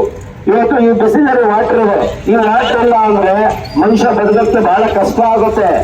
ಮತ್ತೆ ರೈತರುಗಳು ಇವತ್ತು ಎಚ್ಚೆತ್ತುಕೊಳ್ಳಲಿಲ್ಲ ಅಂತ ಹೇಳಿದ್ರೆ ಮನೆಕೊಂಡ್ರೆ ಮುಂದೆ ಏನ್ ಮಾಡಬಹುದು ಅನ್ನೋ ಯೋಚನೆಯನ್ನ ಮಾಡಬೇಕು. ಯಾವಾಗಲೂ ಸಹ ಪ್ರತಿ ದಿವಸ ನೋಡಿ, ನಾವು 10 ಗಂಟೆಗೆ ಕಾರ್ಯಕ್ರಮ ಪ್ರಾರಂಭ ಆಗುತ್ತೆ ಅಂದ್ರೆ ನಾವೆಲ್ಲ 9 ಗಂಟೆಗೆ ಆರಕ್ಕೆ ಇರಬೇಕು. ಯಾಕೆ ಅಂತ ಹೇಳಿದ್ರೆ ನಾವು ಸರ್ಕಾರ ದೃಷ್ಟಿಯಿಂದ ಈ ಕಡೆ ಹರಿಸ್ಬೇಕು. ಅವ್ರು ಏನಾದ್ರು ಒಕ್ಕಲಿಂದ ಒಮ್ಮತದಿಂದ ಅವರ ಅಭಿಪ್ರಾಯಗಳನ್ನ ಸೂಚನೆ ಮಾಡಿದ್ರೆ ಸರ್ಕಾರ ನಡುಗುತ್ತೆ ಅನ್ನೋ ಒಂದು ಪರಿಸ್ಥಿತಿಯನ್ನು ನಿರ್ಮಾಣ ಮಾಡಿದ್ರೆ ಮಾತ್ರ 11 ಗಂಟೆ ಆದ್ರೂ ಅಲ್ಲಿ ಇಲ್ಲಿ ನಿಂತ್ಕೊಂಡು ನಾವು ನಮ್ಮ ಏನೇನು ಇದೆಯೋ ಅದನ್ನ ಮಾತಾಡ್ಕೊಂಡು ನಿಂತಿದ್ದು. ನಮ್ಮ ಇಲ್ಲಿ ಏನು ಇವತ್ತು ಕಾರ್ಯಕ್ರಮ ಇದೆ ಅದನ್ನ ಒಂದೇ ಸಲ ನಮ್ಮ ಮೀಡಿಯಾದವರು ಬಿತ್ತರ ಮಾಡ್ತಾರೆ. ಈ ಕಾರ್ಯಕ್ರಮ ನಡೀತಾ ಇದೆ ಇಲ್ಲಿ ಅಂತ ಡೈರೆಕ್ಟರ್ ಇಲ್ಲೇ ಹೋಗ್ತಾ ಇದೆ, ಸರ್ಕಾರಕ್ಕೆ ನಮ್ಮ ಮನವಿ ಅಲ್ಲೇ ಮುಟ್ಟುತ್ತೆ. ನಾವು ಹೋಗೋಕ್ಕಿಂತ ನಮ್ಮ ಅರ್ಜಿ ಹೋಗೋಕ್ಕಿಂತ ಮುಂಚೆ ಮೀಡಿಯಾ ಮುಖಾಂತರ ಪತ್ರಿಕಾ ಮುಖಾಂತರ ನಮ್ಮ ಧ್ವನಿ ಏನಿದೆ ಅಲ್ಲಿ ಸೇರ್ತದೆ. ಅದಕ್ಕೆ ಇವತ್ತು ನೋಡಿ, ನಾನು ಹೇಳಿದ್ದೆ ಸುಮಾರು 1,500 ರೈತರುಗಳು ಹೆಚ್ಚಾಗಿ ಇಲ್ಲಿ ಸೇರ್ಬೇಕು. ನಮ್ಮ ಬೇಡಿಕೆ ಶಾಂತಿಯುತವಾಗಿ ಸರ್ಕಾರಕ್ಕೆ ಮನವಿಯನ್ನು ಸಲ್ಲಿಸುವಂಥದ್ದು. ಇಂಥ ನಿಟ್ಟಿನಲ್ಲಿ ನಾವು ಕಾರ್ಯಕ್ರಮಗಳನ್ನ ಜಿಲ್ಲಾ ಮಟ್ಟದಲ್ಲಿ, ರಾಜ್ಯ ಮಟ್ಟದಲ್ಲಿ ಹಮ್ಮಿಕೊಂಡ್ರೆ ಅವ್ರಿಗೆ ತೊಂದರೆ ಆದಾಗ ನಾವು, ನಮಗೆ ತೊಂದರೆ ಆದಾಗ ಅವರು ಕೈ ನಾವು ಮಿಲಾಯಿಸಿದ್ರೆ ಎಲ್ಲ ನಾವು ಸಾಧನೆ ಮಾಡಬಹುದು. ನೀರಿಗಾಗಿ ಹೋರಾಟ, ಏನಕ್ಕಾಗಿ ಜೈ ಜವಾನ್ ಜೈ ಕಿಸಾನ್ ಅಂತ ನಮ್ಮ ಹಿರಿಯರು ಏನು ಹೇಳ್ಕೊಟ್ರು ಅದೇ ರೀತಿ ಈ ನೀರಿಗಾಗಿ ಹೋರಾಟ ಇದು ಕೇವಲ ಪ್ರಾರಂಭ ಆಗಿದೆ. ದೊಡ್ಡ ಹಂತಕ್ಕೆ ಹೋಗೋದ್ರೊಳಗಡೆ ಸರ್ಕಾರದ ಪ್ರತಿನಿಧಿಗಳೇನಿದ್ದಾರೆ, ಸರ್ಕಾರ ಏನಿದೆ, ನಮ್ಮ ಮಾಗಡಿ ತಾಲೂಕಿಗೆ ನೀರು ಹರಿಸುವಂತ ಒಂದು ಉದಾರತೆಯ ಮನೋಭಾವವನ್ನು ತೋರಲಿ ಅಂತ ಹೇಳ್ತಾ ಈ ರೈತರಿಗೆ ನನ್ನ ಮತ್ತೊಂದು ಮದುವೆ ಏನು ಅಂತ ಹೇಳಿದ್ರೆ, ದಯವಿಟ್ಟು ಯಾರು ಲೇಟ್ ಆಗಿ ಬರಬೇಡಿ. ಹೋರಾಟದ ಮುಂಚೂಣಿಯಲ್ಲಿ ನೀವೆಲ್ಲ ಇದ್ರೆ ನಿಮ್ಮ ಬೆನ್ನೆಲುಬಾಗಿ ನಾವು ನಿಂತ್ಕೊಳ್ತೀವಿ ಅಂತ ಇವತ್ತೂ ಸಹ ಹೇಳ್ತಾ ನನ್ನ 2 ಮಾತಿಗೆ ವಿರಾಮವನ್ನು ಇಡ್ತಾ ಇದ್ದೀನಿ. ಗದ್ದಿಗೆ ಮಠದ ಮಹಂತ ಸ್ವಾಮಿಗಳು ನಮ್ಮ ಈ ಕಾರ್ಯಕ್ರಮಕ್ಕೆ ಆಗಮಿಸಿದ್ದಾರೆ. ಅವರಿಗೆ ನಮ್ಮ ಎಲ್ಲ ರೈತ ಬಾಂಧವರ ಪರವಾಗಿ ಚಿರವಾಗಿ ನಮಸ್ಕಾರ ಹಾಗೂ ಸ್ವಾಗತವನ್ನ ಮಾಡ್ತಾ ಇದ್ದೀವಿ. ಅದೇ ರೀತಿ ನೈವೇದ್ಯ ಬಿದ್ದುವಿರಿ, ನಿಮ್ಮ ಮನವ ಸಂತೈಸಿಕೊಳ್ಳಿ, ನಿಮ್ಮ ತನವ ಸಂತೈಸಿಕೊಳ್ಳಿ, ನೆರೆಮನೆಯ ದುಃಖಕ್ಕೆ ಅಳುವವರ ಮೆಚ್ಚ ನಮ್ಮ ಕೂಡಲ ಸಂಗಮವಿದೆ.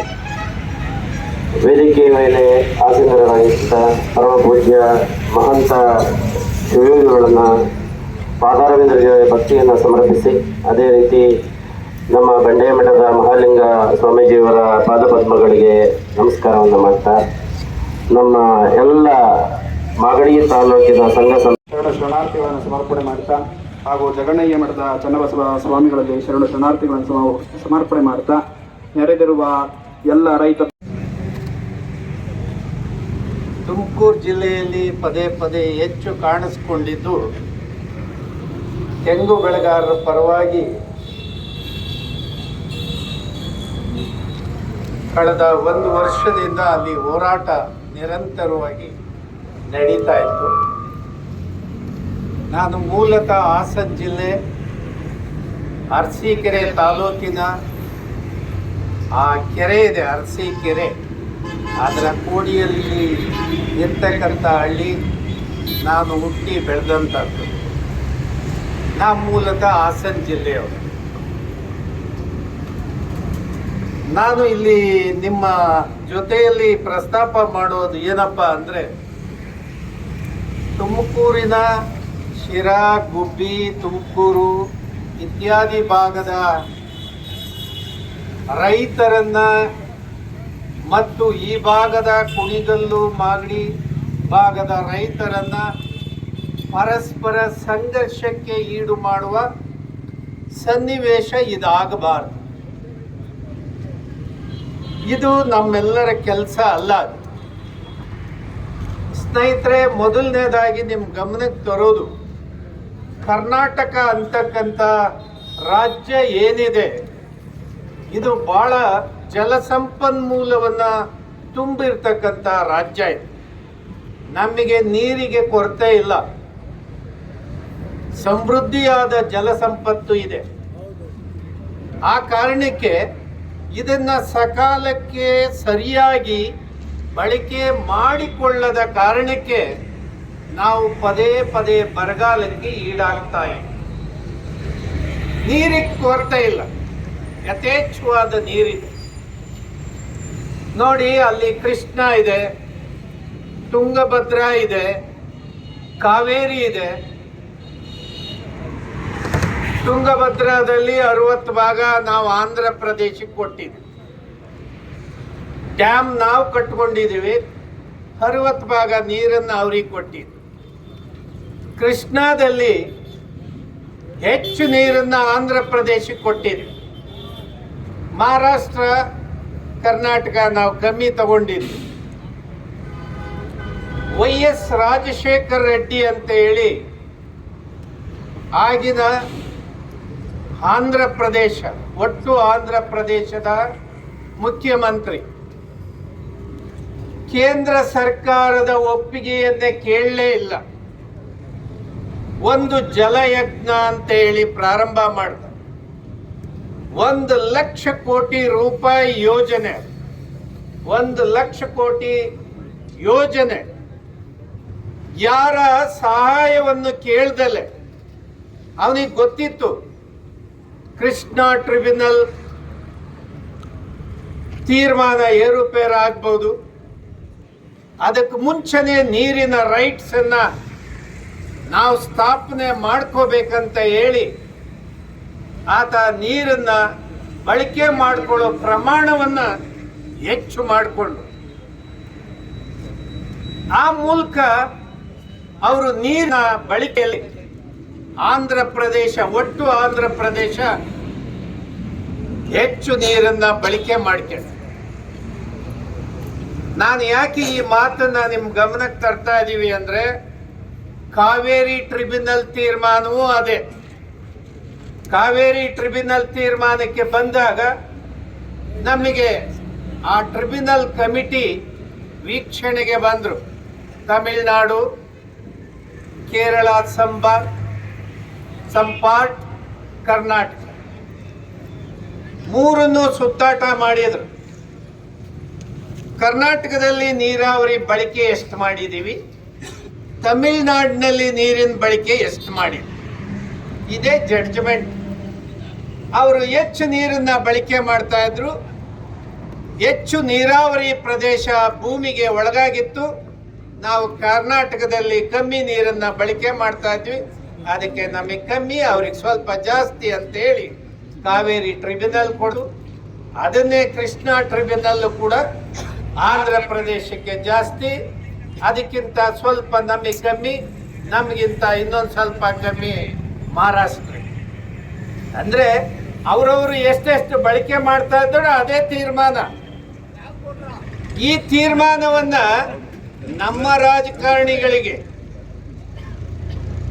ದೂರದ ಆಲೋಚನೆಯನ್ನ ಮಾಡಿ ನಾವು ನೀರಿನ ಹಕ್ಕನ್ನ ಎಷ್ಟು ಸ್ಥಾಪನೆ ಮಾಡ್ಕೋಬೇಕಾಗಿತ್ತೋ ಅದರಲ್ಲಿ ಬಹಳ ಹಿಂದೆ ಬಿದ್ದಂತ ಜನ ನಾವು. ಆ ಕಾರಣಕ್ಕೆ ಇವತ್ತು ಆ ನಷ್ಟವನ್ನ ಅನುಭವಿಸ್ತಾ ಇದ್ದೀವಿ. ನಮ್ಮ ಹಿಂದಿನ ರಾಜಕಾರಣಿಗಳು ಮಾಡಿದಂತ ತಪ್ಪಿಗೆ ಆಯ್ತು. ಇವತ್ತು ನೀರಿಲ್ವಾ? ಈಗ ತೀರ್ಮಾನ ಆಗೋಗಿದೆ. ನಾವು ಕೃಷ್ಣಾ ಟ್ರಿಬ್ಯುನಲ್ನ ಪಾಲನೆ ಮಾಡಬೇಕು, ತುಂಗಭದ್ರದ್ದು ಪಾಲನೆ ಮಾಡಬೇಕು, ಕಾವೇರಿ ಟ್ರಿಬ್ಯುನಲ್ದು ಪಾಲನೆ ಮಾಡಬೇಕು.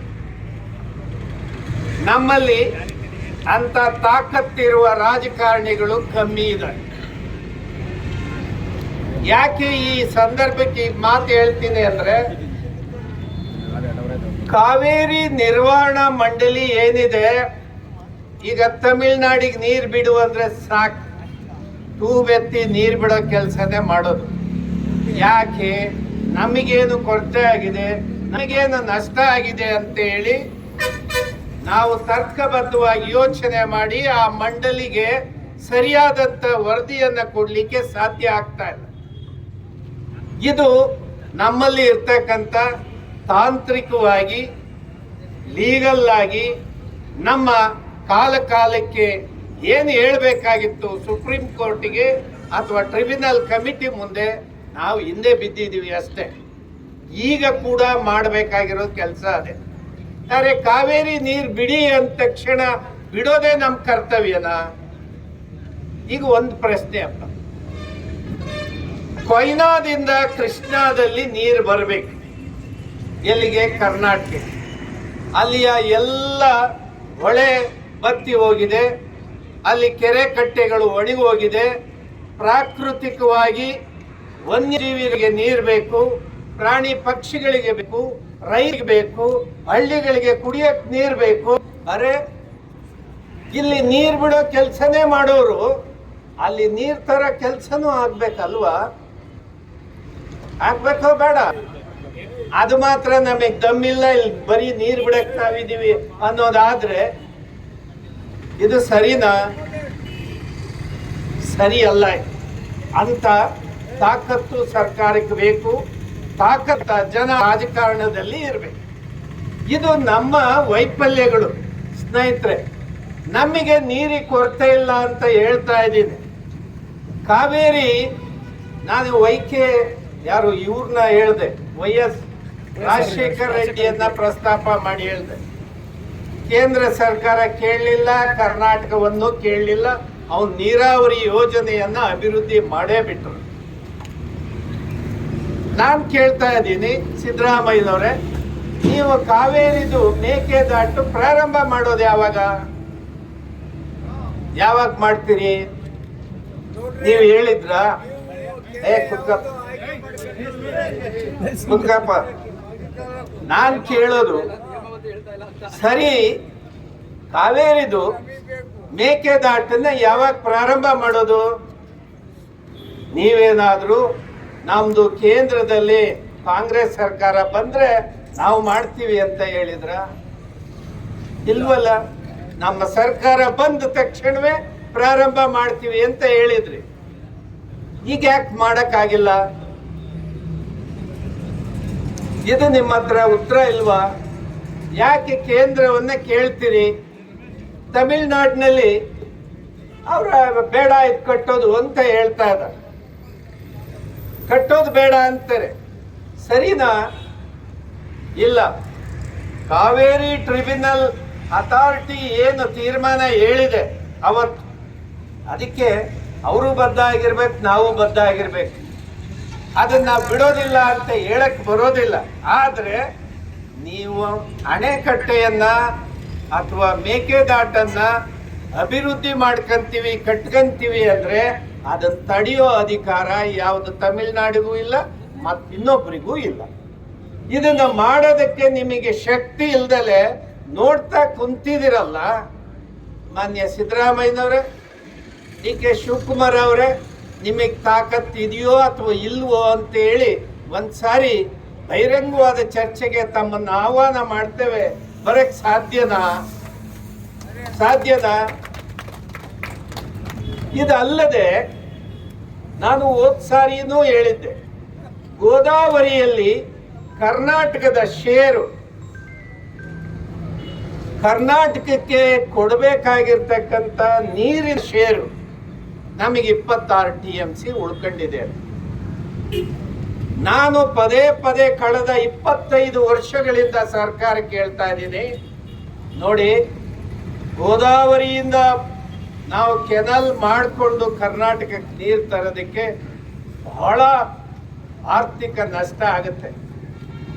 ನಾವು ಆಂಧ್ರ ಪ್ರದೇಶದವ್ರಿಗೆ ನೀವೊಂದು 2 TMC ನೀವು ಕಮ್ಮಿನೇ ಕೊಡ್ರಪ್ಪ, ನೀವು ಈ ನೀರನ್ನ ನೀವು ಬಳಕೆ ಮಾಡಿಬಿಡಿ, ನಮಗೆ ಚಳ್ಳಕೆರೆನೋ ಗೌರಿಬಿದನೂರು ಬಾಗೇಪಲ್ಲಿನೋ ಎಲ್ಲ ಕರ್ನಾಟಕದ ಬಾರ್ಡ್ರಲ್ಲಿ ನಮಗೆ ಒಂದು 24 TMC ನೀರನ್ನ ಕೊಟ್ಬಿಡಿ, 2 TMC ನೀವು ಇಟ್ಕೊಳ್ರಿ.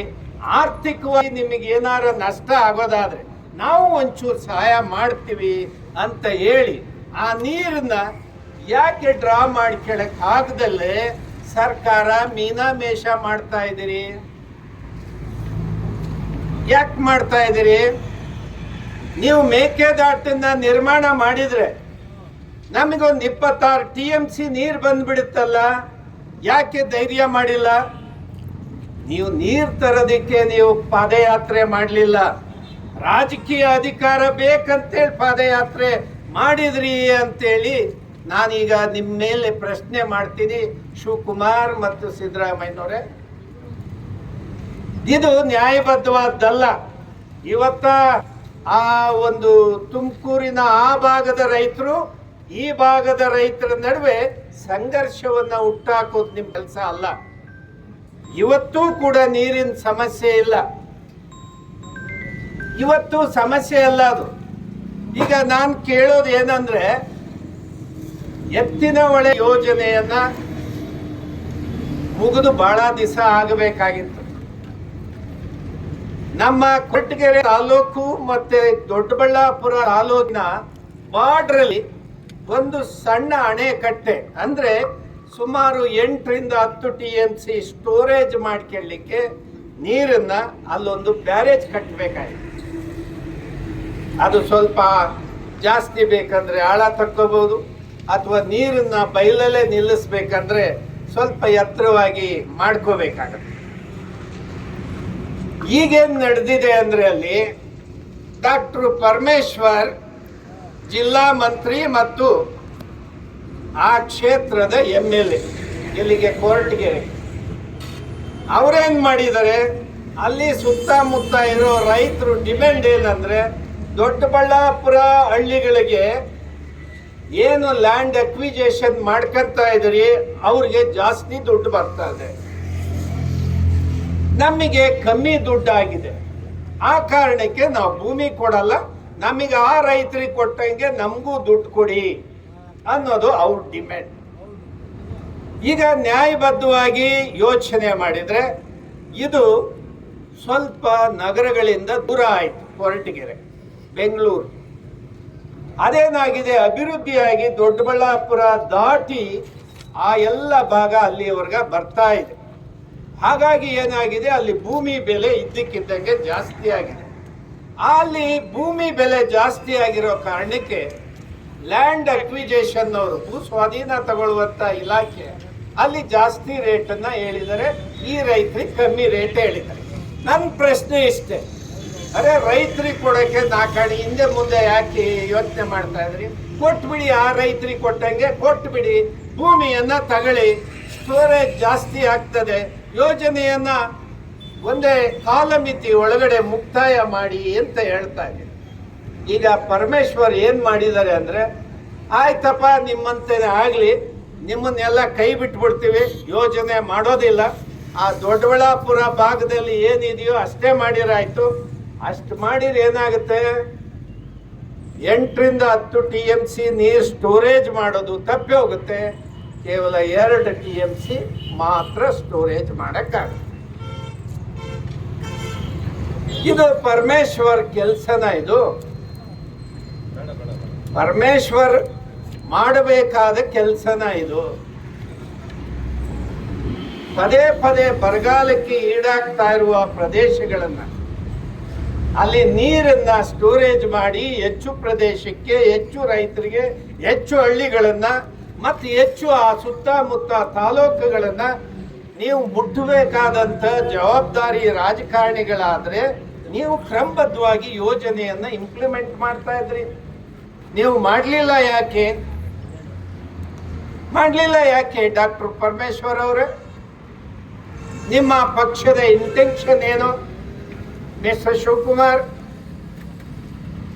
ಮಿಸ್ಟರ್ ಸಿದ್ದರಾಮಯ್ಯನವರೇ, ನೀವು 2016ರಲ್ಲಿ ಆ ಯೋಜನೆಯನ್ನ ಜಾರಿಗೆ ತಂದಿದ್ದು. ಆ ಚಿಕ್ಕಬಳ್ಳಾಪುರ, ಕೋಲಾರ ಭಾಗದ ರೈತರು ಸುಮಾರು 5,000 ಟ್ರ್ಯಾಕ್ಟರ್ಗಳನ್ನ ತಗೊಂಡು ಬೆಂಗಳೂರನ್ನ ಪ್ರವೇಶ ಮಾಡಿದ್ವಿ. ಅವತ್ತ ಸಣ್ಣ ಪುಟ್ಟ ಲಟಾಪಟಿ ನಡೀತು. ಬೆಂಗಳೂರು ಏರ್ಪೋರ್ಟ್ಗೆ 7 ಗಂಟೆ ಕಾಲ ರಸ್ತೆ ಬಂದಾಯಿತು. ಆ ನಂತರ ಸರ್ಕಾರಕ್ಕೆ ತೀರ್ಮಾನಕ್ಕೆ ಬಂದ್ರಿ, ನಾವು ಏನಾರ ಮಾಡಿ ನಿಮ್ಮ ಸಲಹೆಗಳೇನು ಅಂತ ಕೇಳಿದ್ರಿ. ನಾವು ಅನೇಕ ಸಲಹೆಗಳನ್ನ ಕೊಟ್ವಿ. ಅದರಲ್ಲಿ ನೀವು ಸೆಲೆಕ್ಟ್ ಮಾಡ್ಕೊಂಡಿದ್ದು ಎತ್ತಿನ ಹೊಳೆ ಯೋಜನೆ 11,000 ಕೋಟಿ, ಇವತ್ತು 30,000 ಕೋಟಿ ಯೋಜನೆ ಗಾತ್ರ ಆಗಿದೆ. ಈಗ ಪ್ರಶ್ನೆ ಏನಂದ್ರೆ, ನೀರಿನ ಕೊರತೆ ಇಲ್ಲ, ನಿಮಗೆ ಇಚ್ಛಾಶಕ್ತಿ ಇಲ್ಲ. ರೈತರ ನಡುವೆ ಸಂಘರ್ಷವನ್ನ ಉಂಟು ಮಾಡಿ ನೀವು ಈ ಕಾಲಮಿತಿ ಒಳಗಡೆ ನೀರು ಕೊಡಬೇಕಾಗಿರೋ ಕೆಲಸವನ್ನ ನೀವು ಕೈ ತಪ್ಪಿಸ್ಕೊಂಡು ದೂರ ಹೋಗೋ ಕೆಲಸಕ್ಕೆ ನೀವು ಮುಂದಾಗಿದ್ರಿ. ಇದನ್ನ ಕೈ ಬಿಡ್ರಿ. ನೀರು ಸಮಸ್ಯೆ ಅಲ್ಲ, ನೀರು ತರೋ ತಾಕತ್ತು ನಿಮಗೆ ಬೇಕು. ನೀರು ತರಕ್ಕಾಗುತ್ತೋ ಇಲ್ವೋ ಅನ್ನೋದನ್ನ ಎಚ್ಚರಿಕೆ ಸಂದೇಶವನ್ನ ಈ ದಿನ ಸ್ವಾಮೀಜಿ ಅವರ ಸಾನ್ನಿಧ್ಯದಲ್ಲಿ ಗೋವಿಂದರಾಜ್ ಮತ್ತು ಇತರೆ ಎಲ್ಲ ರೈತರು ಮತ್ತು ವಕೀಲರು ಇವತ್ತು ಸಂದೇಶವನ್ನ ರವಾನೆ ಮಾಡೋದಕ್ಕೆ ನಾವಿಲ್ಲಿ ತಾರೀಕೆರೆ ಹ್ಯಾಂಡ್ ಪೋಸ್ಟ್ ಅಲ್ಲಿ ಸೇರಿದ್ವಿ. ಈ ಮೂಲಕ ಸರ್ಕಾರಕ್ಕೆ ಹೇಳಬೇಕಾಗಿದೆ, ಯಾಕೆ ಎಷ್ಟು ದಿವಸ ಬೇಕು, ಎಷ್ಟು ಕಾಲ ಸುಳ್ಳು ಹೇಳ್ತೀರಿ, ಎಷ್ಟು ದಿವಸ ಮುಂದಕ್ಕೆ ಹಾಕೊಂಡು ಹೋಗ್ತೀರಿ? ಸಾಕು ಮಾಡ್ಬೇಕಲ್ವಾ ಇದನ್ನ? ಎತ್ತಿನ ಹೊಳೆ ಯೋಜನೆ ಕಂಪ್ಲೀಟ್ ಆಗಿದ್ರೆ ಅಲ್ಲಿ 8-10 TMC ನೀರು ಸ್ಟೋರ್ ಆಗಿದ್ರೆ ಪಕ್ಕದ ಕೊರಟಗೆರೆ ಅಷ್ಟೇ ಅಲ್ಲ, ಪಕ್ಕದ ತಾಲೂಕುಗಳು ಕೂಡ ಅಂತರ್ಜಲ ಏರ್ಬಿಡೋದು, ಅಂತರ್ಜಲ ಮೇಲೆ ಬಂದ್ಬಿಡೋದು, ಅಲ್ಲಿಯ ತೋಟ ತುಡಿಕೆಗಳೆಲ್ಲ ಸಮೃದ್ಧಿ ಆಗೋದು. ಈ ಕಾರಣಕ್ಕೆ ಸರ್ಕಾರಗಳ ಮಂದ ಧೋರಣೆ, ಸರ್ಕಾರಗಳ ಇಚ್ಛಾಶಕ್ತಿಯ ಕೊರತೆ, ಸಕಾಲಕ್ಕೆ ಯೋಜನೆಗಳನ್ನ ಮಾಡದಲ್ಲೇ ಇವತ್ತು ಯೋಜನೆಗಳನ್ನ ನಾವು ಮಾಡಕ್ ಹೊರಟಿದ್ರೆ ಇದು ತಪ್ಪು. ಯಾವ ರೈತರು ಅಲ್ಲಿ ಕೇಳ್ತಾ ಇದಾರೋ ಅವ್ರಿಗೆ ಕೊಡಬೇಡಿ ಅಂತ ಹೇಳೋದು ಕೂಡ ತಪ್ಪು. ಅವ್ರ ಡಿಮ್ಯಾಂಡು ಕೂಡ ಸರಿ ಇದೆ, ನೀವು ಕೇಳೋದು ಕೂಡ ಸರಿ ಇದೆ. ಯಾವತ್ ಮಾತಾಡ್ತೀರಿ ಸಿದ್ದರಾಮಯ್ಯನವರೇ? ಡಿ ಕೆ ಶಿವಕುಮಾರ್ ಅವರೇ, ತಾವು ಯಾವತ್ತು ಮಾತಾಡ್ತೀರಿ ರೈತರ ಜೊತೆ? ಅಥವಾ ಇದೇ ರಾಜಕಾರಣವನ್ನ ರೈತರ ನಡುವೆ ನೀವು ಸಂಘರ್ಷವನ್ನ ಉಂಟು ಮಾಡ್ತೀರಾ? ನಾನು ಬರುವಾಗ ತುಮಕೂರಿನ ರೈತ ಮುಖಂಡರುಗಳು ಫೋನ್ ಮಾಡಿದ್ರು, ಸರ್ ನೀವು ಹೋಗ್ತಾ ಇದ್ದೀರಾ ಮಾಗಡಿಗೆ ಅಂತ. ಹೌದು ಹೋಗ್ತೀನಿ ಅಂತ. ಸರ್ ಮತ್ತೆ ನಮ್ಮ ಕತೆ, ನಿಮ್ಮ ಕತೆನೂ ಅಲ್ಲ ಅವ್ರ ಕತೆನೂ ಅಲ್ಲ, ಇದು ಸರ್ಕಾರದ ಕತೆ. ಇದು ಸರ್ಕಾರದವ್ರ ಬೇಜವಾಬ್ದಾರಿ ಕೆಲಸ. ಇದು ಅವರು ಮಾಡೋ ಮೂರ್ಖ ಕೆಲಸದಿಂದ ಈ ಸಂಘರ್ಷ ಪ್ರಾರಂಭ ಆಗುತ್ತೆ. ಆ ಕಾರಣಕ್ಕೆ ಇದು ನಮ್ಮೆಲ್ಲರ ನಡುವಿನ ಸಂಘರ್ಷ ಆಗಬಾರ್ದು. ಸರ್ಕಾರ ಇದನ್ನ ಬಗೆಹರಿಸೋ ಕೆಲಸಕ್ಕೆ ಈ ಭಾಗಕ್ಕೆ ಎಷ್ಟು TMC ಬೇಕಾ ಅಥವಾ ಕ್ವಿಸೆಕ್ಸ್ ಬೇಕಾ, ಎಷ್ಟು ಕೆರೆಗಳ ವ್ಯಾಪ್ತಿ ಇಲ್ಲಿ ನೀರನ್ನು ತರಬೇಕಾಗಿದೆ, ಅಲ್ಲಿ ಎಷ್ಟು ಹಳ್ಳಿಗಳನ್ನ ಮತ್ತೆ ಕೆರೆಗಳನ್ನ ಮುಟ್ಟಬೇಕಾಗಿದೆ, ಇದಕ್ಕೆ ಸರಿಯಾದಂಥ ತೀರ್ಮಾನಕ್ಕೆ ಸರ್ಕಾರ ಬರಬೇಕು. ನಾವು ಎಲ್ಲಿ ಸರ್ಕಾರದ ನೀರು ಎಲ್ಲಿ ಕೊರತೆ ಆಗಿದೆ ಅದನ್ನು ಭರ್ತಿ ಮಾಡ್ಕೊಳ್ಳೋದಕ್ಕೆ ಸರ್ಕಾರ ಯೋಜನೆಯನ್ನ ಸರಿಯಾದ ರೀತಿಯಲ್ಲಿ ಕೈಗೆ ತಗೋಬೇಕು. ನೀವು ಯೋಜನೆಗೆ ಮಾತ್ರ 3 ಕಾಸು ಇಟ್ಟು ನೀವು ಎಲ್ಲ ಯೋಜನೆಯನ್ನ ಕೈಗೆ ತಗೊಂತೀವಿ ಅಂದ್ರೆ ಆಗೋದಿಲ್ಲ. ಬೆಂಗಳೂರು ಮೆಟ್ರೋಕ್ಕೆ 30,000 ಕೋಟಿ ಕೊಡ್ತೀರಿ, ಬೆಂಗಳೂರು ನಗರ ಡೆವಲಪ್ಮೆಂಟ್ಗೆ 40,000 ಕೋಟಿ ಕೊಡ್ತೀರಿ. ಕರ್ನಾಟಕದ ಸಮಗ್ರ ನೀರಾವರಿಗೆ ನೀವು 28,000 ಕೋಟಿ ಕೊಟ್ರೆ ಹೆಂಗಾಗುತ್ತೆ? ಬೆಂಗಳೂರು ಮೆಟ್ರೋಕ್ಕಿರುವ ಆಸಕ್ತಿ ಕರ್ನಾಟಕದ ನೀರಾವರಿಗೆ ಇಲ್ವಲ್ಲ ಶಿವಕುಮಾರ್ ಅವರೇ? ನೀನೇ ತಾನೇ ಅಪ್ಪ ಬೆಂಗಳೂರು ಇನ್ಚಾರ್ಜು, ನೀನೇ ತಾನೇ ಕರ್ನಾಟಕದ ನೀರಾವರಿಗೆ ಇನ್ಚಾರ್ಜು. ಯಾವುದಕ್ಕೆ ಆದ್ಯತೆ? ನಾನು ಅದು ಬೇಡ ಅಂತ ಹೇಳಲ್ಲ. ನಿಮ್ಮ ಇಚ್ಛಾಶಕ್ತಿ ಯಾವ್ಯಾವ ಕಡೆ ಇರಬೇಕು, ಹೇಗಿರ್ಬೇಕು, ಕೆಲಸ ಹೆಂಗಾಗಬೇಕು, ಇದಕ್ಕೆ ಸರ್ಕಾರ ಉತ್ತರ ನೀಡಬೇಕು. ಈ ದಿಕ್ಕಿನಲ್ಲಿ ತಾವೇನು ಆಲೋಚನೆ ಮಾಡಿದಿರಿ, ಸ್ವಾಮೀಜಿಗಳು ಏನು ಸಲಹೆಯನ್ನ ನೀಡಿದ್ದಾರೆ, ಇದೆಲ್ಲದನ್ನ ಸರ್ಕಾರ ಗಂಭೀರವಾಗಿ ಪರಿಗಣಿಸಬೇಕು. ಈ ಭಾಗಕ್ಕಿಷ್ಟು ನೀರಿನ ಅವಶ್ಯಕತೆ ಇದೆ, ಅದನ್ನು ತರೋ ದಿಕ್ಕಿನಲ್ಲಿ ತಾವು ಕೆಲಸವನ್ನ ಮಾಡಬೇಕು. ಇದನ್ನು ಬಿಟ್ಟು ಯಾವುದೋ CD ಹಿಡ್ಕೊಂಡು ಅವನ ಮರ್ಯಾದೆಯನ್ನ ಇವನ್ ಕಾಲಿಡ್ಕೊಂಡು ಎಳ್ಕೊಂಡು ಇವನ್ ಮರ್ಯಾದೆಯನ್ನ ಅವನು ಬಿಚ್ಕೊಂಡು ಕುತ್ಕೊಂಡು ಇಡೀ ಕರ್ನಾಟಕದ ಮುಂದೆ ನೀವು ಬೆತ್ತಲಾಗಿ ಕುಂತಿದ್ದೀರಿ. ನೀವು ಬೆತ್ತಲಾಗಿದ್ದೀರಿ. ಇದು ಅತ್ಯಂತ ನಾಚಿಕೆಗೇಡಿನ ಕೆಲಸ. ಇದೆಲ್ಲ ಹೇಸಿಗೆ ಕೆಲಸ. ನಿಮ್ಮ ಮಕ್ಕಳ ಮುಂದೆ ನೀವು ತಲೆ ಎತ್ತಿ ಮಾತಾಡಿ ನೋಡೋಣ. ನಿಮ್ಮ ಮಕ್ಕಳ ಮುಂದೆ ನೀವು ಏನೇನು ನೀಚ ಕೆಲಸಗಳನ್ನ ಮಾಡಿದಿರಿ, ನಿಮ್ಮ ಮಕ್ಕಳು ಮೊಮ್ಮಕ್ಕಳು ಮುಂದೆ ತಲೆ ಎತ್ತಿ ನೋಡಿ ಮಾತಾಡಿ. ನಾವು ಮಾಡಿರೋದು ಸರಿ ಅಂತೇಳಿ ನಾಚಿಕೆ ಆಗ್ಬೇಕು ನಿಮ್ಮ ಜನ್ಮಕ್ಕೆ. ಒಂದಿಷ್ಟು ಮಾಡೋ ಕೆಲಸವನ್ನ ಮಾಡ್ರಿ ಅಂದ್ರೆ ಮಾಡೋ ಕೆಲಸ ಬಿಟ್ಟು ಇಂಥ ಅಪಾಪೋಲಿ ಕೆಲಸಗಳಿಗೆ ಕೈ ಹಾಕೊಂಡು ನಾಚಿಕೆಗೇಡಿನ ಕೆಲಸ ಮಾಡ್ತಾ ಕುಂತಿದ್ದೀರಿ. ಇದು ಸರಿ ಬರೋದಿಲ್ಲ. ಮಾನ್ಯ ಸಿದ್ದರಾಮಯ್ಯನವರೇ, ನಿಮ್ಮ ಸರ್ಕಾರದ ಘನತೆ ಗೌರವ ಮೇಲಕ್ಕೆ ಹೋಗಲ್ಲ ಇದರಿಂದ. ಇದನ್ನ ಯಾವನ್ ತಪ್ಪು ಮಾಡಿದನ ಮುಲಾಜಿಲ್ದಂಗೆ ಒದ್ದು ಒಳಗೆ ಬಿಸಾಕ್ರಿ. ಯಾರು ಅವನು ಈ ನಾಡಿಗಿಂತ ದೊಡ್ಡವನು ಯಾವನೂ ಅಲ್ಲ. ಆದ್ರೆ ನೀವು ರಾಜಕಾರಣ ಮಾಡ್ಕೊಂಡು ಕೂತ್ಕೊಂಡ್ರೆ ಇದನ್ನ ಇಂಜ್ಕೊಂಡು ಬೆಳೆಸ್ಕೊಂಡು ಮಾತಾಡಿಕೊಂಡು ಅದಕ್ಕೆ ಅವನು ಉತ್ತರ ಕೊಟ್ಕೊಂಡು ಇದಕ್ಕೆ ಇವನು ಉತ್ತರ ಕೊಟ್ಕೊಂಡು ನಾಚಿಕೆ ಆಗಬೇಕು. ನಿಮ್ಗೆ ಹೇಸಿಗೆ ಕೆಲಸ ಇದೆಲ್ಲ. ಇದೆಲ್ಲ ಮಾನ ಮರ್ಯಾದೆ ಇದ್ದವ್ರು ಮಾಡೋ ಕೆಲಸಗಳಲ್ಲ ಇದು. ಆ ಕಾರಣಕ್ಕೆ ಬಂಧುಗಳೇ, ನೀರಾವರಿ ವಿಷಯ ಬಹಳ ಮುಖ್ಯ ಆಗಿದೆ. ಈ ಭಾಗಕ್ಕೆ ನೀರು ಬೇಕೇ ಬೇಕು. ಕುಡಿಯೋದಕ್ಕೆ ನೀರಿಲ್ಲ ಅಂತ ಹೇಳಲಿಕ್ಕೆ ಸಾಧ್ಯ ಇಲ್ಲ. ಇದು ಸರ್ಕಾರದ ಆದ್ಯ ಕರ್ತವ್ಯ. ಇದು ಆದ್ಯ ಕರ್ತವ್ಯ. ಏನಪ್ಪ ಮಾಡೋದು? ಎಷ್ಟು ಟ್ಯಾಕ್ಸ್ ಮಾಡಿರು ಜಾಸ್ತಿ ಮಾಡಿರು ಬಿಡಂಗಿಲ್ಲ. ನೀವು ಪ್ರಾಮಾಣಿಕರು ಇದ್ರ ಮೂಲಕ ಸರ್ಕಾರ ಬೆಳೀತಾ ಇದೆ ಅಂತೇಳಿ ಅವ್ರು ಮಾತಾಡ್ತಾರೆ. ಆಯ್ತು, ನಾನು ಬಹಳ ತಡವಾಗಿ ಬಂದೆ. ನಾನು ಹೆಚ್ಚು ಮಾತಾಡಕ್ಕೆ ಹೋಗ್ದಲೆ ಸ್ವಾಮೀಜಿಗಳು ಮತ್ತೆ ಅನೇಕ ಲೀಡರ್ಗಳು ತಾವೆಲ್ಲ ಮಾತಾಡಿದ್ರಿ. ಕೊರತೆ ಆಗಿರೋದನ್ನ ಸರಿ ಮಾಡಲಿಕ್ಕೆ ಸರ್ಕಾರ ಇವತ್ತು ಈ ತೀರ್ಮಾನವನ್ನು ಕೈಗೊಳ್ಳಬೇಕು. ಈ ದಿಕ್ಕಿನಲ್ಲಿ ಏನು ಗೋವಿಂದರಾಜ್ ಅವರು ಮತ್ತು ಬೈರೇಗೌಡರು ಏನೇನು ಕಾರ್ಯಕ್ರಮ ನಿಯೋಜನೆ ಮಾಡಿದರೋ ಅದರ ಪ್ರಕಾರ ಕಾರ್ಯಕ್ರಮವನ್ನು ಮುಂದುವರಿಸಿ ಕರ್ನಾಟಕದ ರೈತರು ನಿಮ್ಮ ಪರ ಇರ್ತಾರೆ.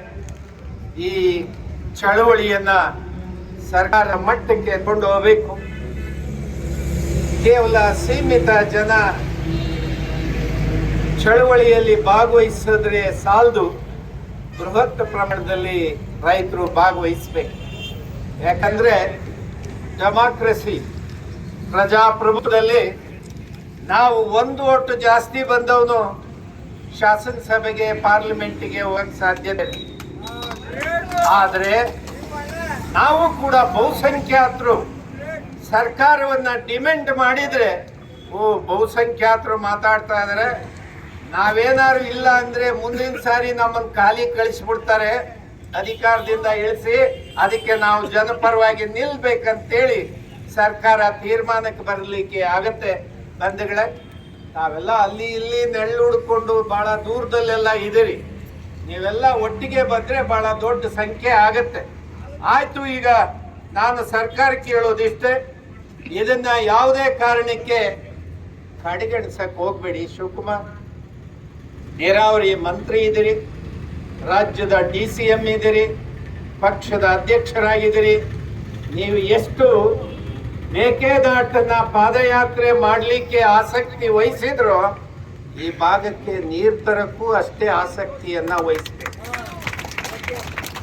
ಇಲ್ಲದೆ ಇದ್ರೆ ನಾವು ರೈತರ ಜೊತೆಯಲ್ಲಿ ಬೆಂಗಳೂರು ವಿಧಾನಸೌಧಕ್ಕೆ ಬರ್ತೀವಿ ಅಂತ ಗೋವಿಂದರಾಜ್ ಹೇಳಿದರೆ, ನಾವು ಆ ಕೆಲಸವನ್ನ ಪ್ರಾರಂಭ ಮಾಡ್ತೀವಿ.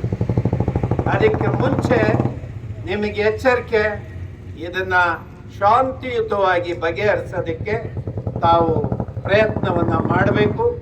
ಬಹಳ ಕಾಲಮಿತಿ ಒಳಗಡೆ ಇದು ಬಗೆಹರಿಬೇಕಂತೇಳಿ ಸರ್ಕಾರಕ್ಕೆ ನನ್ನ ಮಾತನ್ನ ಹೇಳ್ತಾ ಮಾತನ್ನ ಮುಕ್ತಾಯ ಮಾಡ್ತೇನೆ.